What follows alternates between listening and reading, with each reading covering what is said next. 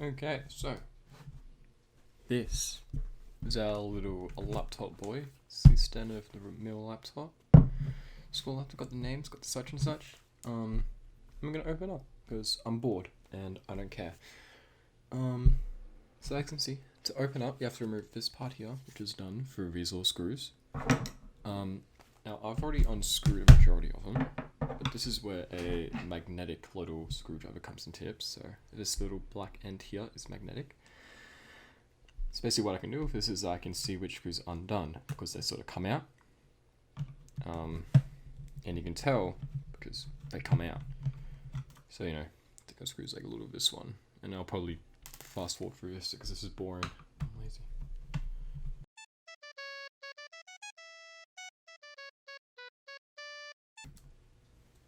Okay, so we're doing 3 screws, and once that's done, nice, and just tear it off. And this is your first look inside. So it is quite confronting seeing everything. And there are little bits and bobs, and this is a very fragile piece, so it has to go through, so you have to go through it slowly. We'll start off with our first little bit. I'll show you. Start off with this little bit here. As you can see, this is a little screw holding it in. And what happens when I take out the screw, oh, I've just stabbed the motherboard. That is not good. But who cares? The tiny little screw, and basically what happens when you pull it out is that you can easily yoink this off. This is blue tack here, well, some form of thermal blue tack, I don't know why. Basically, once that is off, you can have a look at it. So this is the, is it upside down? No. So, this is the SSD. Now, the camera won't let me focus on it, but if you can somehow read the text, it says it is 256 gigabytes. It says it in tiny little text here. Now the reason SSDs are so fast in using laptops, it stands for solid state drive, is because there's no moving parts. The way that the slower versions of storage work, such as hard drive disks, HDDs, is they have a moving part. So essentially what happens is that all the data is put on a disk, and you've got this little nib, the read and write nib, and essentially what happens is that the disk rotates, and the reading nib sort of picks up the data as it spins past, and so that becomes much slower because if there's a large amount of data, it has to spin multiple times to be able to get all that data there. But this uses essentially ones and zeros, and makes it a bunch faster. There's no moving parts. So that's the storage in your device. That is pretty good. Next thing is this little chunk here. This is the RAM stick.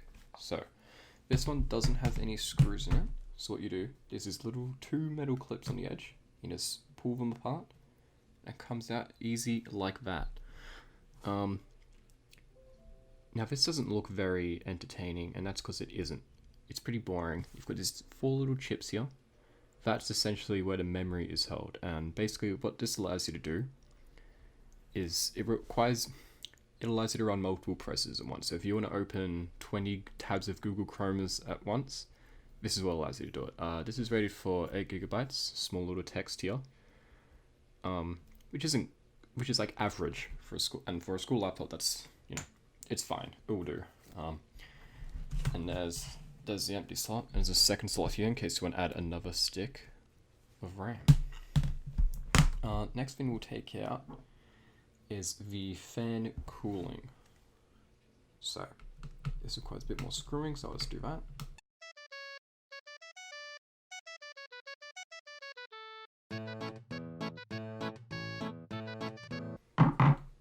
Okay, and you want to pull it off, Now, this is connected to the actual motherboard, as you can see there. So there's a little connection there. And so that needs to be pulled out. You don't have to be careful as such, you can sort of yank it out. And this is what it is. So this is our cooler. It's because you've got the fan here, spin, spin, spin. You've got the vents here. So that's where, so this is like the outside of your laptop and where all the heat would come from. On the other side, you've got the wire here. And you've got a nice little copper base here with that grey stuff being thermal paste. So it's just glue, but it's very good for thermal conductivity. Underneath this black wrapper would be the copper that you see from here. It goes vroom, all the way to here. And basically, copper is the best thermal conductor. So what happens is that under this fan, we've got the processor. This little greenish doodad here. As you can see this little bit of thermal paste with a fan stuck on. And basically that's like the hottest part of the computer because it's processing information constantly, and depending on what you're doing, it produces a lot of information and therefore a lot of heat. And so the heat that comes from it is sent up into the copper, and it travels along here until it gets to this little area with the vents. And what happens here is that it goes into these little, ventricle parts, and the fan, blows it out. It just goes, phoom, and that's where the air comes from outside your computer. Pretty basic stuff. You can't actually take out the processor in this because it is a laptop. You're not meant to be switching it out. A lot of these pieces are meant to be sat in there for the rest of their life. So you can't really expect too much to come out of this. Okay, and next is the power supply. Now, this part is mighty odd. Because if you see what it was, so this is attached to the motherboard, of course, and you've got these little custom things here. So these little clips. So you've got normal wires that sort of connect in, and then you've got these little things which have a little black clip. Knock it up, and you pull it out. And these little things here, I have no idea what they are. I'm pretty sure they just send signals between, because I don't see any point in them.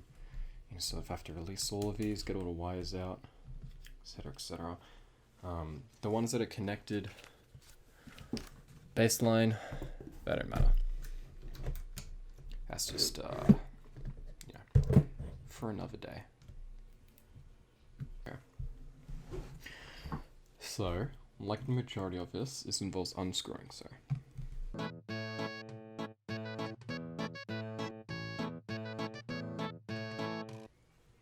Alrighty. Now you just sort of take this out, you unplug it as it comes out.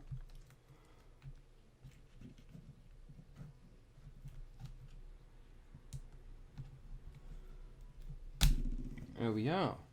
And that is the power supply. Nothing on this side. It's just information on this side. It's nothing special, realistically. The battery, of course, is undercovering, and I'm not taking it off at risk of killing myself.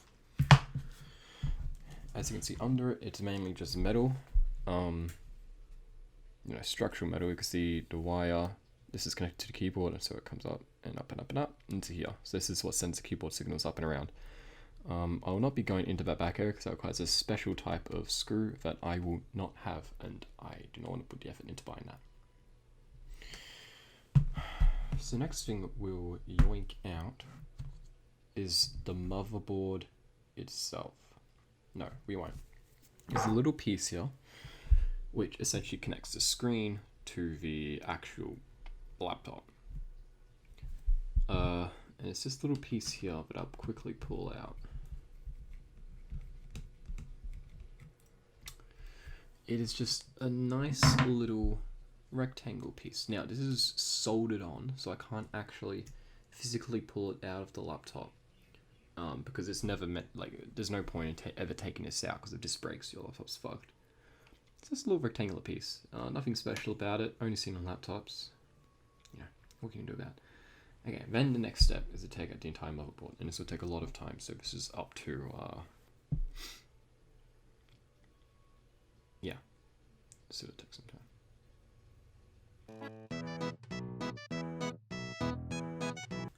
Here's no bracket.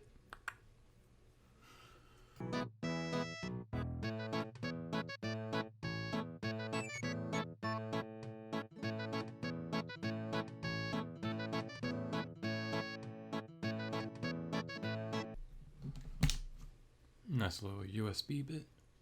That is a charging port. So this little cord with the charger in here. And then this little cord connects to the motherboard, and that charges the battery.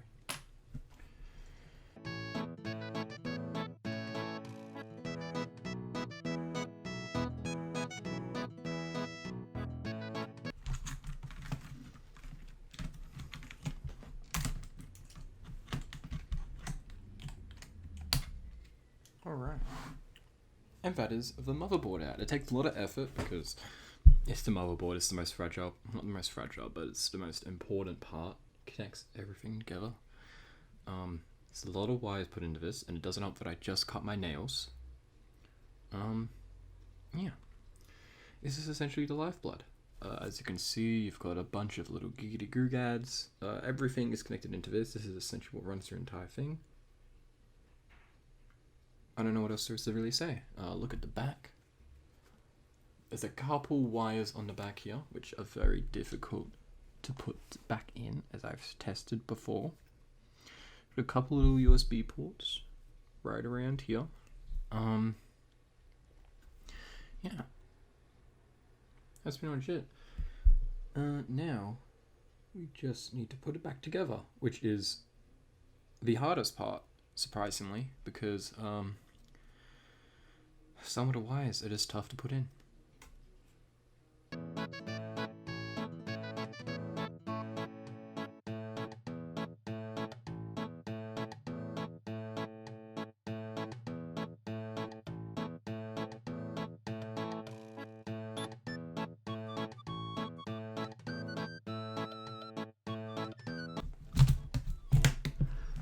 Screw the final screws back.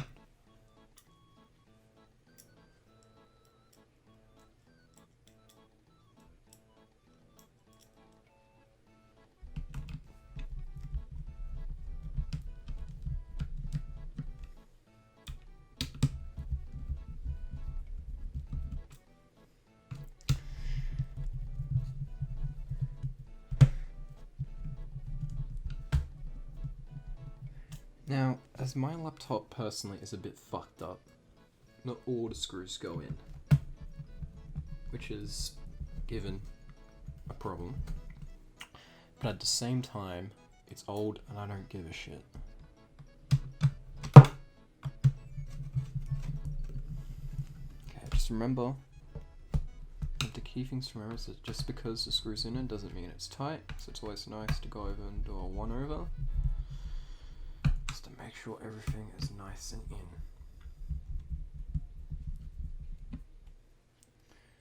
And then, of course, once this final screw is in, it is refusing to go in, so I've messed something up on the inside. Oh well, it's a single screw. I'm going to open it up, and if I press the on button,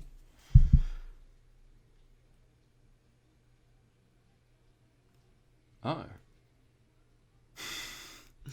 If I press the on button,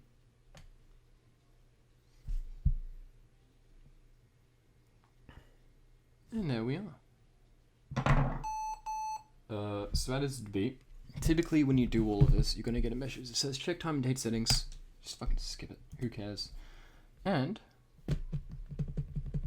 because you essentially pulled it all out and then put it back together. And then yeah, that works. What can I say?